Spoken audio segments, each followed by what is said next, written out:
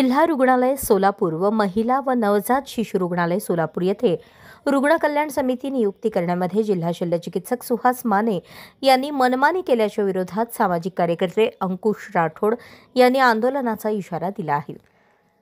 जिल्हा रुग्णालयात रुग्ण समिती नेमण्यासाठी शासनाच्या आदेशाने जाहीर निवेदन काढण्यात आले होते। तशी जाहिरातही स्थानिक दैनिकांमध्ये देण्यात आली।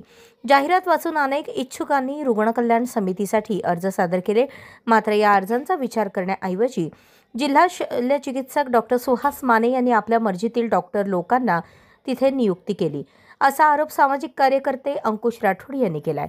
7 ऑक्टोबर 2024 रोजी जिल्हाधिकाऱ्यांच्या आदेशाने रुग्ण कल्याण समिती नेमण्यासाठी जाहिरात करण्यात आली होती। त्यानुसार एक PNGO मधील 3 खासगी व्यक्ती आणि 1 प्रतिष्ठित व्यक्ती अशी नेमणूक करायची आहे। मात्र जिल्हा शल्यचिकित्सक डॉक्टर सुहास माने यांनी मनमानी पद्धतीने 5 डॉक्टरांची नियुक्ती केल्याचा आरोप सामाजिक कार्यकर्ते अंकुश राठोड यांनी केलाय। या विरोधात अंकुश राठोड यांनी आरोग्यमंत्री, जिल्हाधिकारी आणि पालकमंत्री यांना निवेदन दिले असून आता आंदोलन करणार असल्याचा इशारा त्यांनी दिला आहे।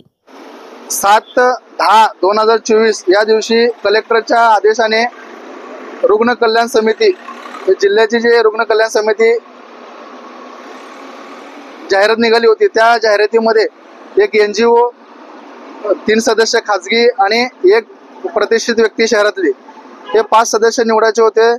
तर कलेक्टर साहेब व CS साहेबांनी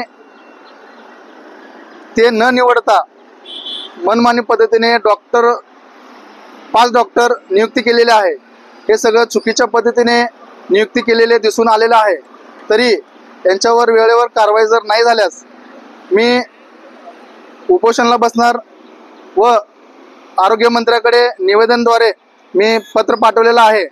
वेळेला त्यांना दखल नाही घेतली तर मी मंत्रालयासमोर उपोषणाला बसणार आहे।